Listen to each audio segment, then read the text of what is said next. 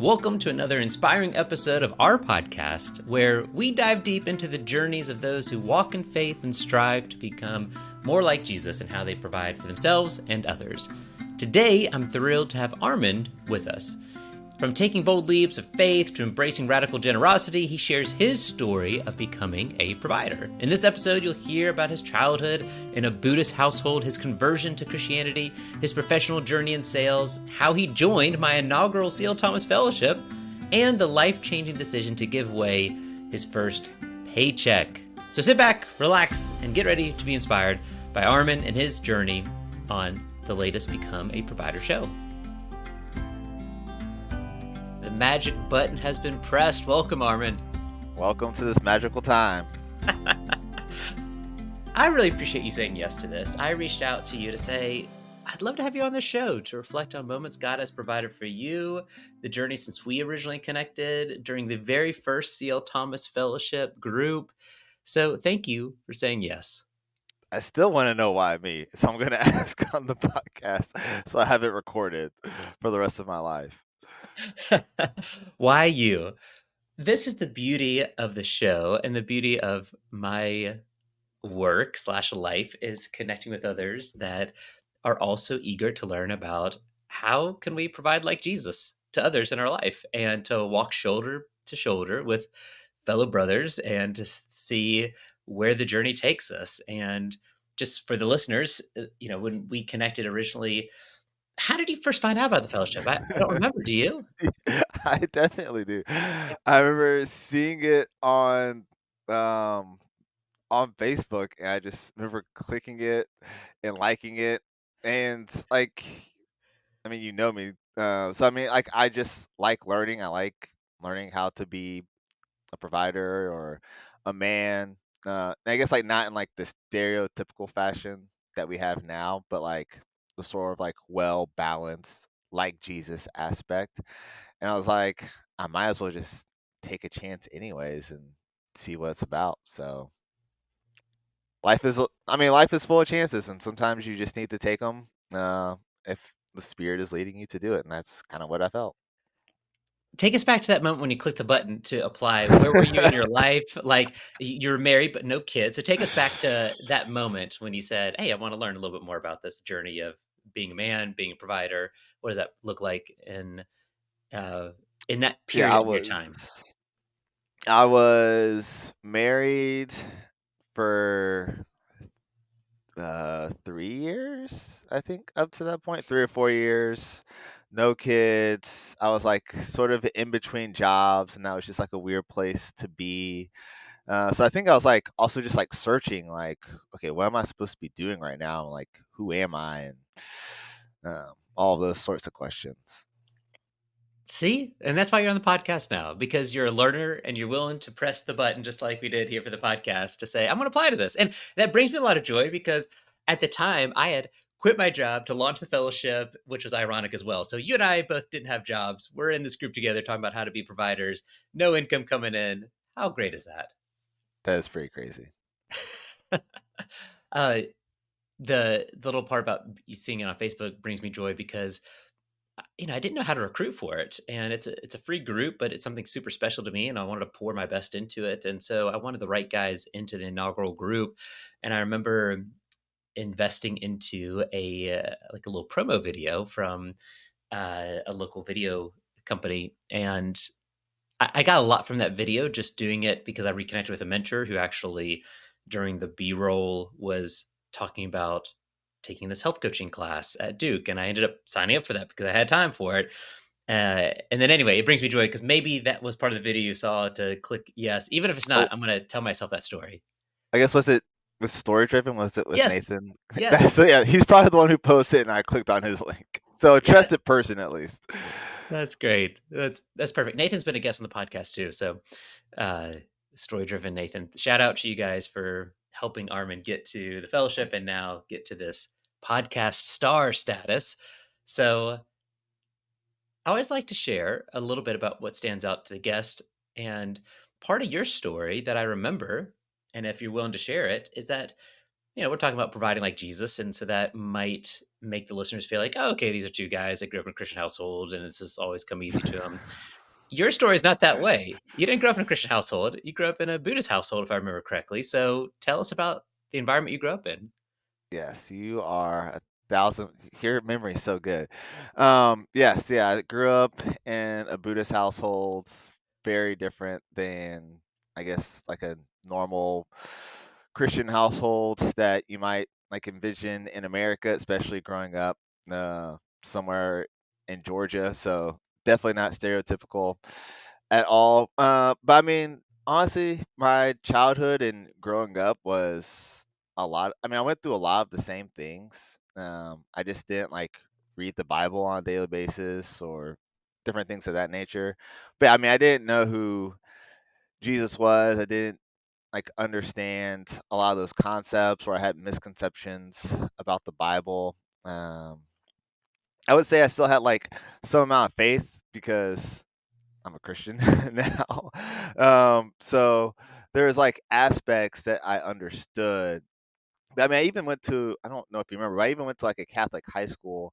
And like going to Catholic high school is interesting because you sort of like learn things, but not really at the same time. Like I could probably like sift through a Bible just about as fast as anyone else.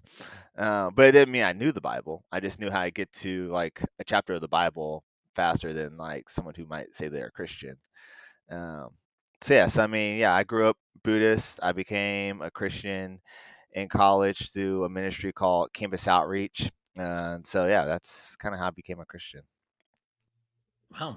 And if you grew up in a Buddhist household, why were they sending you to a Catholic school? Like, was It was a two-part thing. So it was a family thing. My mom and all of her siblings had gone there, and then they want me to go there partially for education as well. So they were sending me there. It was sort of like so many family members had gone there. They knew people there, connection, and they also just sent me there for education purposes. and why become a Christian? Like, why go to college and get played at a campus outreach? That was not my plan. My plan was quite different. My plan was to go to college and hang out with my best friends and maybe party. And I ended up meeting a guy in a soccer class who I thought was cool. He invited me to go to a concert at my school.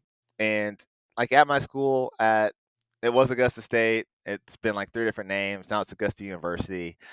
But at my school, like at that time, it was community college, so nobody did after school activities. But I didn't know that because I was new. Like I had no idea. So me and my best friends went, and when we went, there's probably like six people there, like total. And I was just like, what did I get? What did I get roped into? And so we're there. I meet somebody else. We become friends, and then we exchanged numbers, and then we end up getting lunch at Arby's one day. And so we're eating at Arby's, and eventually he shares the gospel with me. He's like, at the end, he actually did a great job, and he was probably like way more nervous than I was. But at the end, he was like, "What do you think about this?"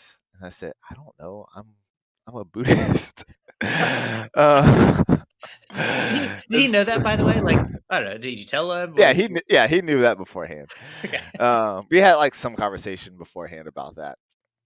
Um, and so it's actually really funny now because he became one of my really good friends, and he's actually my parents' neighbor. So it's actually like a really cool story to have there.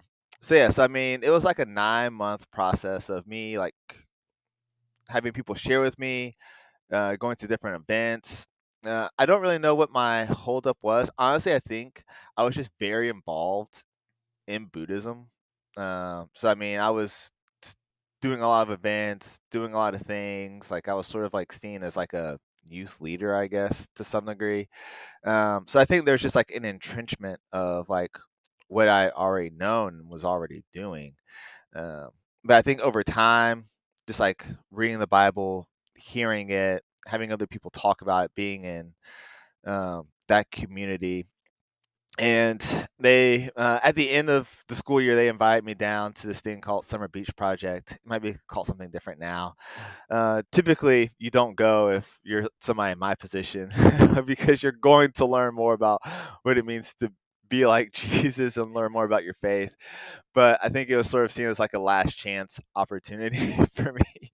So I went down, and I think being in a setting where you're just hearing the word spoken over and over and over again, it sort of just starts to like seed and root in you. And for me, I always had a lot of questions. I wasn't someone who's just going into something like just because it was fun or just because I like the people there. Like I like had legitimate like I want to know what this means so I can live it out well. Like I'm not gonna just join this because you have great parties or you're fun to hang out with. But I also saw them also living out their faith too. So I think that was a major thing. But I remember there was one talk, and it was in First John 3. And it talks about he who does not do is not right is not a child of God, but a child of the devil, and he has that seed within him.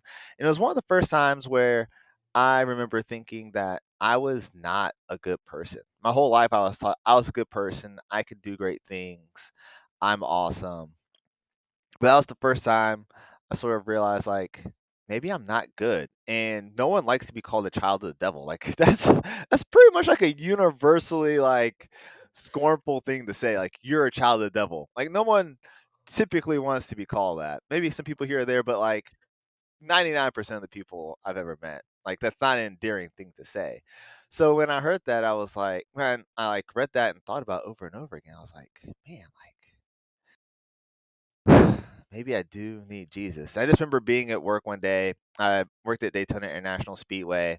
I was cutting grass, and it was just like a horrible day. Like I was late to work. I forgot my lunch. It's like 99 degrees outside. I'm just weed whacking away on this like hot concrete. But the only thing I could think about was like, if I'm not a child of God, I'm a child of the devil. And later that day, I went to a free lunch and or a free dinner, I mean. And while we're there, I just remember sitting around three other people, and at one point, one of the girls across from me, she was like, "You know, all this stuff about Jesus, just accept him now." And I was like, nah. I just sort of like skirted the conversation, and it came back again. And she was like, "Look, like, you know, all this stuff about Jesus, like, just like pray to receive him now." And that was honestly the first time I remember being challenged to do that. Like, there was people who were saying like, "Hey, like, what's going on? Like, do you like how do you feel about this?" But that was the first time someone was like, "Hey, I think that you should pray to receive Jesus." And honestly, sometimes in life too, like I'll get back to the story. Like sometimes we just need people who aren't afraid to challenge us. Like there's just not enough challengers in life sometimes. So many people are just like good to go along with the flow. But like I sat there and I honestly I tried to say the words no. Like this is the thing. I tried to say the word no, and I couldn't. I was like no no I just couldn't. And right there, in a I think it was a Sonny's or a Dickie's barbecue, I prayed to receive Jesus at that point and been doing it ever since. That's why you're on the podcast, man. You got some great stories. That's beautiful. Well, and let's just kind of rest in that statement that you said for a moment and digest it about sometimes we don't have enough challengers in our life. And just like she was challenging you, hey, make a decision here. Like now's the time. When you said that, it was in context of this faith moment. Where else do you see us lacking in having challengers in our life? Like, what do you mean by that statement? I think this is a really interesting theme to dive into. I would say, I would say in a lot of places, like, I mean, someone like you and me, we probably have some people who like we have an accountability, um, and sometimes we need those people, like when we tell certain things to. Sometimes we need them to listen and to be empathetic, but also sometimes we need them to sort of question like what we're doing or how we're doing it. Um, it's very easy to listen to someone and hear their story and hear how everything's going. Sometimes you just need affirmation. Sometimes you just need to know, like, okay, like, I'm not the worst person in the world, or I'm doing okay. And sometimes, even if you're doing really well, sometimes you might need someone to sort of question what's going on. So, I mean, I would say even at work when I'm doing really well, like I don't mind if my manager like wants to like point out something or give me feedback because I know that she's trying to make me better. And I would say like actually like at work I've been doing really well, but sometimes even then like it's sort of like the Michael Jordan effect. Like he would still have people talk trash to him, and that was sort of like his like version of a challenger. He's like someone's like, "Oh, I'm gonna get you tonight, Michael," and it's like, no, now I'm going to get you tonight. Like, or I'm going to get you the next night if I'm not Hmm. having my night. So I mean, whether it's at work or whether it's in the gym, I mean, that's probably some place for me where I probably need more of those because I work out by myself. I actually have a awesome group chat that I've been a part of. Um, but sometimes, like, I know there's two people in the group chat who worked out together, and one of them like is very intense, and he's not afraid to say, "Hey, like, why are you picking up those 70s? Get those 80s." And like you sort of need people like that though, like Yeah. to say, "Hey, like you've been doing 50 for a while.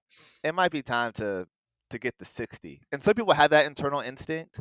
Like I mean, I think when I'm at the gym, I know not to be complacent about what I'm doing.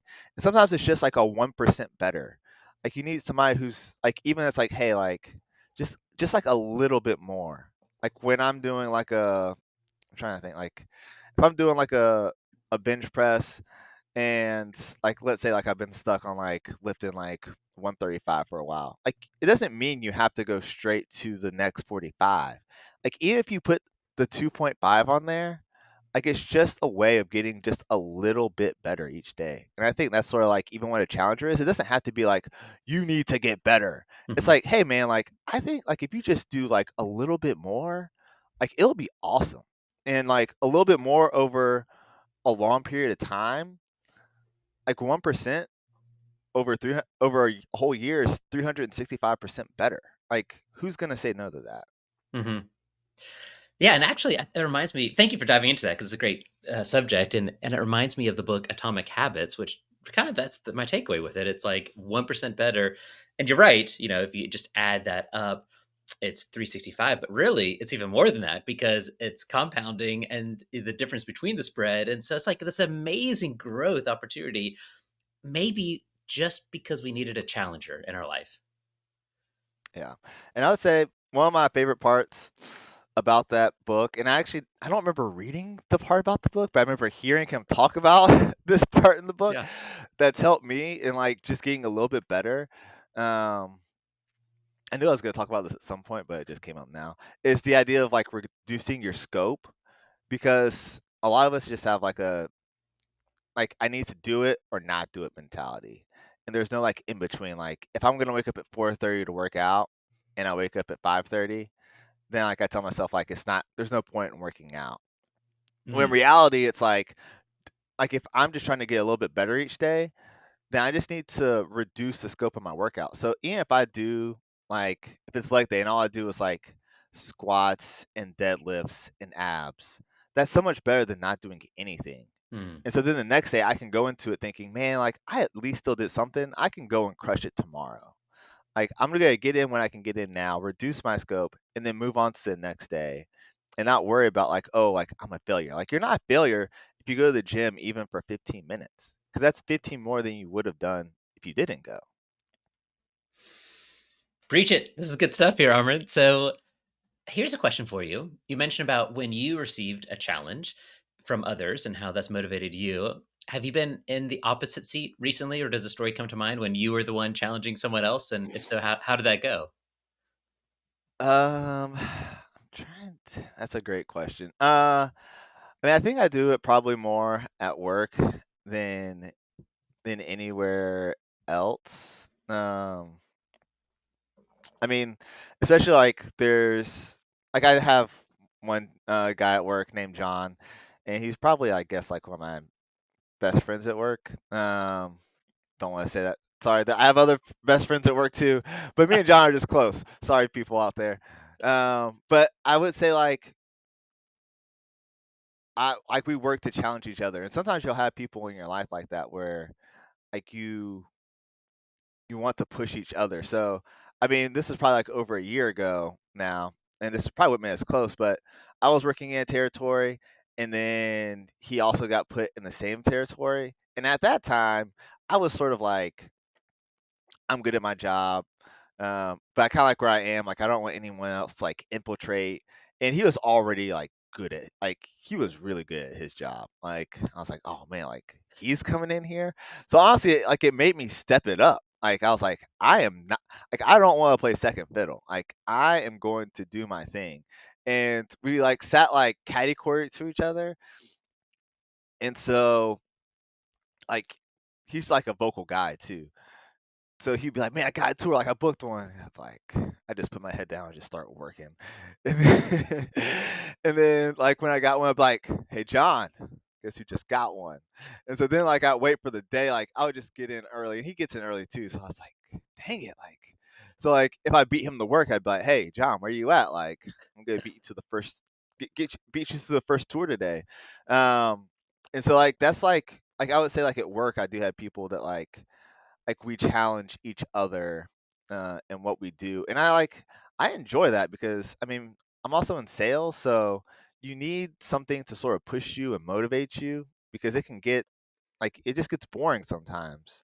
And so for me, like I'll pick out like anything. I'll even pick out like a phantom challenger, like if somebody like works on like a different like state or something, but I see they're doing well, I'm like, oh man, I don't even know you, but I just really want to beat you right now in the nicest way possible. That's right. Yeah, providing like Jesus in the nicest way possible, just dominating. Hey everyone, Justin Thomas here. I hope you're enjoying this episode of Become a Provider.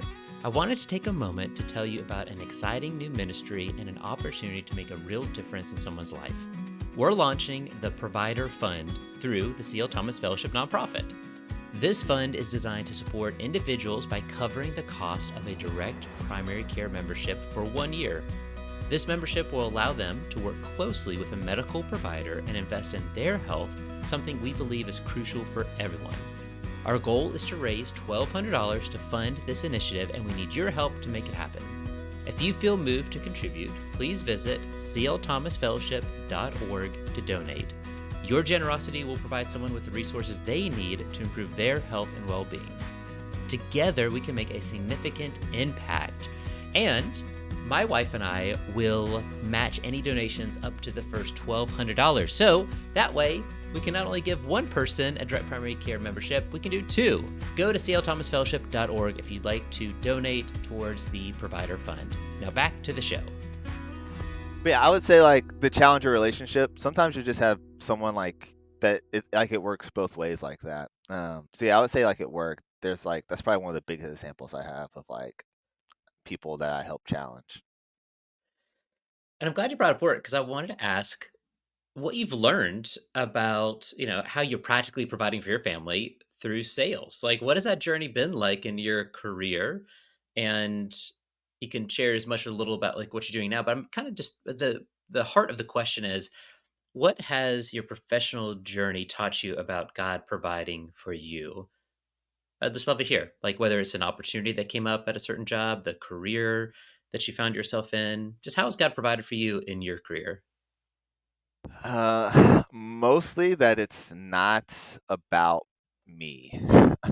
I mean, I would say there's the amount of work that you have to put in.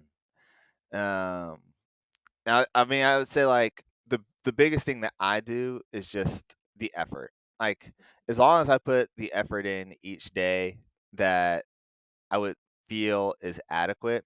And obviously, everyone has different adequate levels because we've worked at jobs enough where we can have somebody who's a really high performer, puts in 1,000% each day, and was like, I don't even think I worked hard enough. And then we have other people who might work and they might put in like 50% or 25% effort. They're like, I think I had a pretty good day. So there's definitely like different adequate levels. So I would say like for me, like a good day is like I want like let's say I mean it happens like in sales like you're going to have good days and bad days. So for me, it's all about just controlling the controllables. Like I can control how many calls I put in. I can sort of control like how many emails I put in or touch points, things like that. So like if I did the things like making calls and emails and Mhm. all those types of metrics where it doesn't necessarily say I'm going to get this amount, but at least says I'm on the right track. And that's typically like what I'm most concerned about is making sure I hit all the other numbers that matter. Because we can have some people who will make like 5 calls and like they'll get 5 things, and it's like, well, that's very frustrating. But that's just not how it is. Hmm. Like it doesn't work that way every day. So for me, it's all about putting the work in. Like control the controllables. If I like for me, it's like I want to be like in the top 5 in dials, and I want to be like top 5 in all the other stuff. And if I like book tours and get sales like from that, great. And if I don't, then at least I know I put in a hard day's work. And so that's for me like controlling the controllables. I don't even like looking at like my like percentage number sometimes because I become so obsessed. Like I might look like once in the middle of the day to see where I am to be like, okay, like have I gotten sort of close to where I need to be? And then like maybe once at the end. But outside of that, like you can get so what's the word? Analysis paralysis. Like I don't want that to happen either. But back to the question of God providing. I would say like most of the time, and that's why I say most of the time it's not me. Like I feel like it's God doing about 90% of the work, and about me like doing 10% of the work, and Him just like allowing me to be front and center. He's like, all right, like, hey, you did a good job. I'm just gonna take care of the rest, but I'm still gonna give you the credit. So I mean, I would say like, and for me, like getting into sales wasn't easy either. Like that was a complete God thing. It felt like also. So I mean, my story of like getting into sales, it's like I went to one company that does it's like sales training, and I did pretty well. Like I didn't do as best as I could, but like I did well enough that like I would get somebody else to hire me. And then I went there, felt like I crushed it. And then now I'm at another company, also feel like I'm crushing it. But I would say along the way, like every time I've done well, or every time I've started, I'm like, man, I don't know if I can do this. And like, I don't want to say I happen to do well, but I feel like it's more of like God affirming that, like, it's where I'm at least supposed to be right now. And I would say, along with the work piece, so there's one thing that I do at my jobs that may seem very unconventional, but every time I take a new job, I I like donate or give away my first paycheck as like a way of like was I guess like a way of like thanking God. I don't know. It's just like that idea of like generosity. I think I got it from like our jog retreat that like every time I would maybe I thought of it before that. I think actually I did start before that, but I think that helped inspire it. Like confirm like my belief in it of like every time I take a new job, like whatever I do, I'm going to give away the first paycheck that I get. Wow. So That's a very practical way of kind of living out this radical, generosity, and hard to do too because, when you start a job, like you said, you're trying to prove yourself and you're trying to provide for the family. And you mentioned the jog. So just for the listeners, the jog stands for JOG for Journey of Generosity. And that one of the ideas behind the fellowship was how do I give my best experiences to this small group experience? And I thought, oh, this 22-hour retreat packaged up by this other nonprofit called Generous Giving is so amazing. Let's make that the end experience of the fellowship. And it's just so good. They call it jog, and it's just it doesn't prescribe anything. Like it doesn't say, hey, Armin, sign this waiver that you will give your first paycheck. It's something that they just inspire you through video testimonials and workbook exercises and even scripture to say, oh, what really matters is the heart. And it's often said it's not money that's the root of all evils, it's the love of money. And so it's going to a heart issue. It's like, okay, our heart is what really matters. And then let's focus on that, and then what happens afterwards will hopefully be positive because our heart is positive towards this idea of money. And every time Amy and I do it, we just feel like, gosh, we're learning something new, going through the jog again, and being inspired by these stories, and even your practical example. So that's awesome. And was your wife Kaylee okay with this? Like, did you? I mean, I would say the first time, like when I didn't have a job for a while, and I was like, Kaylee, I think this is what I have to do. Like, I have to give away my first paycheck. She was like, Are you sure? I was like, Yeah, it's gonna be about a hard $1,000 to give up, but this is what we have to do. Yeah. Um, and so yeah, I mean, I think now it's sort of like become our thing in a way. Like it's different. It is radical. Like it's not easy to like be in between jobs and say, all right, like I'm gonna like give up like this one again. But I mean, it's just like what I've come to do. And one of my favorite scriptures, I believe it's in Matthew, is just the idea of not building bigger barns.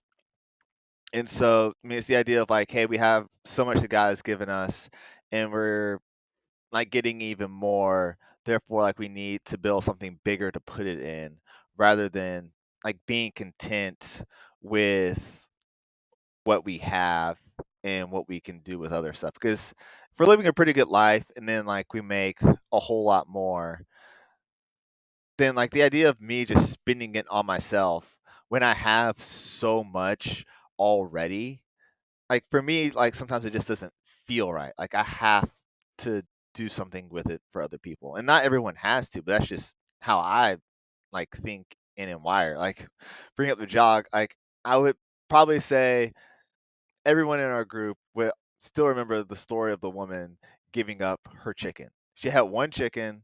Her one chicken was her sole source of income, Mm, and she, like on faith, decided, "Hey, I'm going to give up my chicken so that we can help rebuild our church." And I think it only bought like maybe like 50 bricks or something, but that's what she decided to do. Like she wanted to like bless others by giving away her one source of income. And so like it, Mm, I mean, I'm like, how can that like when you like see or hear a story like it makes you feel something. mm. Um, and so yeah, I mean, I think like that's sort of like how I think about it. This has been great. Were there any other stories that you wanted to share that I didn't give you a chance to? And I have one more question for you as well. I mean, I think just the idea of being you asked about work and being a provider. Um, I mean, I think like the biggest struggle that I like was going through is like not having a job is like, am I a provider? What does that look like? What does that mean? And I mean, like I know that we wrestle with that question a lot, and I come to the conclusion like to be a provider, like for myself, meant to make sure that my girls first and foremost like knew and understood their faith and like knew Jesus. Like being a spiritual provider was more at the top of the list than being a monetary provider. And knowing that my like family loves them and I want to be with them like meant more than just like having a job. Yes, I want to provide and I want to be like give them like whatever they need, but like the first thing they'll need is like faith in Jesus. Like that's like the number one thing. Um, and me like passing down onto them other things as well.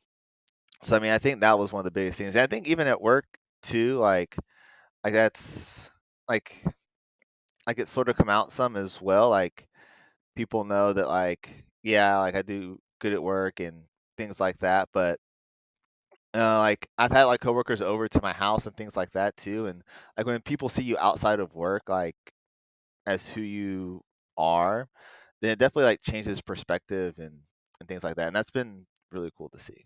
Mm. Yeah, thank you for sharing. And actually, two questions for you. We didn't talk about Dwell. What is your involvement with Dwell? Didn't that isn't that a big part of your story of Story. Durham? Yeah. Yeah, so moved to Durham in 2012. I didn't know what I was gonna do.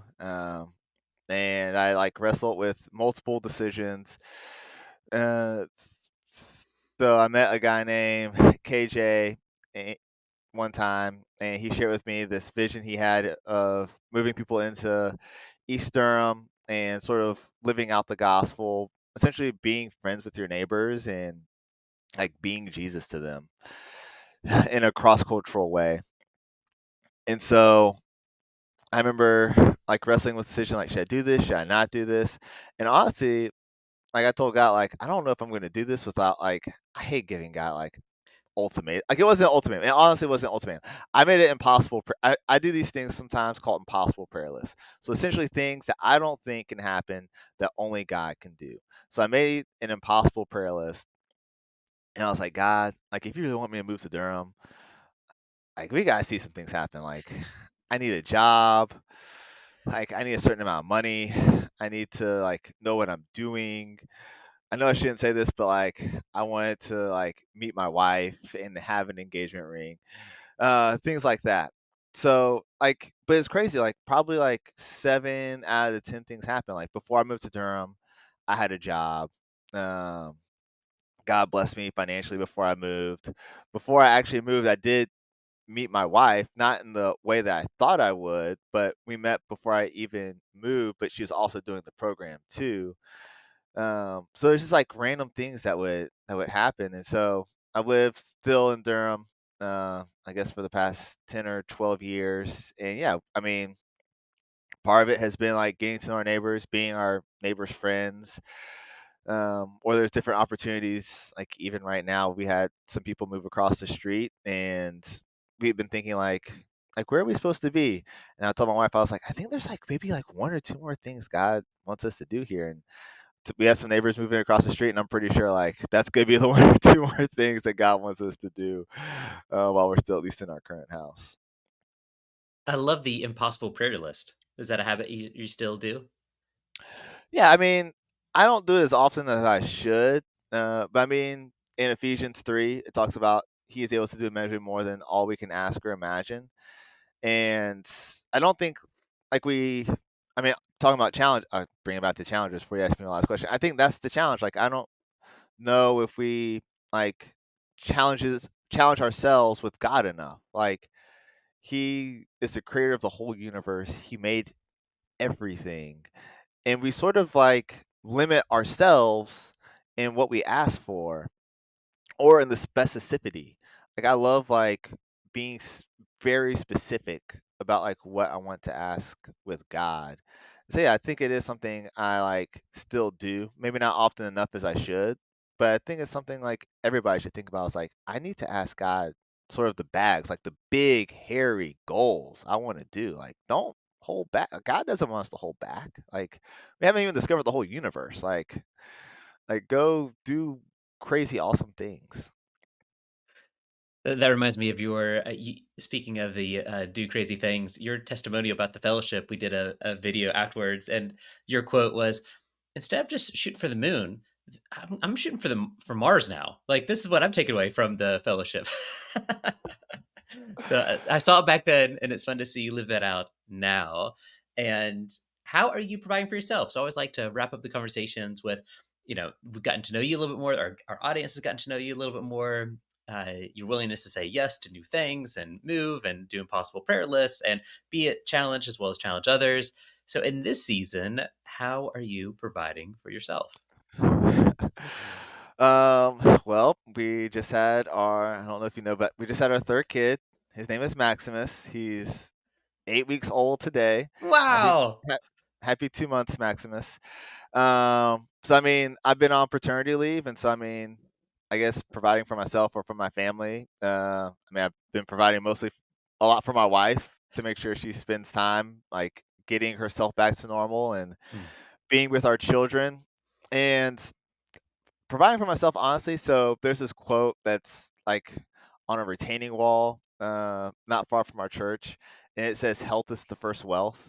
And that like it always gets me. Like I read it, I'm like, gosh, like I hate that quote, but it's true. It's so true. And so one of the biggest things, probably for like the past year, is I've like really been trying hard to work out like every day. at least 6 days a week, and if I get 7, I'm really happy with. Like I like get amped for 7. So I've been really trying hard to work out. And you mentioned running every day. There's a it might be called Black Excellence. I can't remember what it's called, but it's it's the Stacy Spikes autobiography, and he is the founder of MoviePass. It's actually a really good book, but he mentions that he runs every day. Like there was one day where he missed a run. He was like, "This was the worst day. Like everything just went bad," and if it didn't like and it wouldn't have been as bad, but like my mind wasn't in the right mental spot for it. So even if like it wasn't that bad, I couldn't make like the best decisions. And that was just like a really good reminder of like we got to get our bodies moving. Something else I've like done is I've sort of like quit like added sugar, and for the most part, like I don't eat anything that has more than like 5 grams of sugar. That's not like 5 grams of added sugar. That's just like 5 grams of sugar. Um, so I mean, it's like little tweaks here and there. Like that was a challenge. Like I think I told somebody at work, I'm like, one time I like didn't eat sugar for like 6 months. They're like, really? They're like, well, why'd you stop? I was like, I don't know. But hey, they're like, why don't you do it again? It's like, all right, I'll just do it right now. And so I think since like April, like I've been going on like this like sugar like no sugar kick. And like but I don't like limit myself either. Like I had somebody bring me homemade chocolate chess pie for like our meal train. I'm not gonna say no to someone's homemade cooking. Or like on July 4th, they gave out like Coke bottle, like like Coke in a glass bottle, like at the event. Like I mean, I could not drink it, but like I'm gonna be there, like do it with my kids and my family, you know. So I think that's like I give myself grace in some ways, and then I know like when I need to turn it up too. So I mean, and hobbies. So like I also took up. I've always wanted to be like good at photography. Not that I will be, but I've always thought like the coolest profession would be like a Red Bull action sports photographer and like specifically like surfing and mountain climbing because I hate heights and I just think surfing's like one of the coolest like niche sports out there. So like I've had a camera for like 6 years. I've never used it, and then like while I've been on leave, I've sort of just like started to take pictures, and I actually did get a chance to take a picture of somebody surfing one time. And he was actually pretty jazzed about it too. I was like, "Hey, I got some pictures. Don't want to be creepy, but like I can send them to you if you want." And he was like, "Yeah." And then he sent me an email after I sent the pictures. He's like, "Man, these are great. If you're ever back here and want to learn how to surf, just let me know." So it worked out. Oh, wow. Well, first, congratulations on the growing family. I didn't know that. So that's awesome. And one of the great benefits of this podcast is to reconnect with friends, learn from them, and yeah, unfortunately, it just takes sometimes a show like this to do. But this has been amazing, and I wow to go from what are we going to talk about to all the gems that you just gave us has been really just a delight, and it's encouraging because we've touched on a lot with from health and the importance of prioritizing that, and then thinking of how we provide also from a spiritual component with families, uh, and the reminder too of being willing to have these powerful prayers, meaning like, I don't see how this is going to happen. So, like, you're putting yourself out there in faith. And I think that's so genuine and real. So, it'll be hard to pick a title for this show. But thank you for that challenge. You're welcome. Yeah, I mean, I guess it'll be like the last thing I say. Like even providing for family, it's like super small and like it doesn't always take a lot. Like it's just like those moments. And I would say like one of the moments that like I've tried to create is just like we try to pray every night before we go to bed with our children. Not always easy, as you might know. But like and it's not like something I had like I try like like make something new every day. I think at least when our first child was born, I like was going through things and I like what do I want her to like be and encapsulate? And I sort of like the greatest commandment sort of stuck out to me. And I sort of like took up this phrase of like 4 words of every time I pray for them now, like I always go with um God, I pray that you would make them smart, strong, spirit filled, and generous, and that they love others as they love themselves. And it sort of like encapsulates like the 4 things, like love God with all your heart, mind, body, soul, and strength. And so it's like the idea of like it's also things you can control. Like you control like how strong you are. Like you can read books and be smart. You can at least give things away. Um, and so like I sort of like wanted them to like and it's cool because I've like heard them say those things like daddy I'm strong or daddy like they don't always want to share but like I can share or different things like that. So it's like cool to see them like sort of like having it like spin in their minds and like see them hear them say it out loud. I love that. That's why probably we're encouraged to have childlike faith, because when you just boil down like what is really important, and then how do we do this with the gusto of like a child joy-filled spirit, that's where some amazing things happen. So, uh, this is great, man. Is there any kind of, I don't know, last words of encouragement you want to give to our listeners, or places for them to, I don't know, like follow you or learn like what you're learning? Feel free to recommend anything as next steps, or just we can just end it there. So, however you want to. I mean, I don't really post on social media that much anymore. If you like to follow me on LinkedIn, you can. You don't have to click and subscribe, but you can connect and ask me questions and be friends. I mean, I just I don't have any. Just be yourself and live into it. Like that's the biggest thing I can say, and it's the hardest thing to do. Like sometimes you have to fake it till you make it, but ultimately you still have to be yourself. Like be who God made you to be because you're the only one that God made. Even if you're a twin, like you're still different than your twin. So like be who God like made you to be.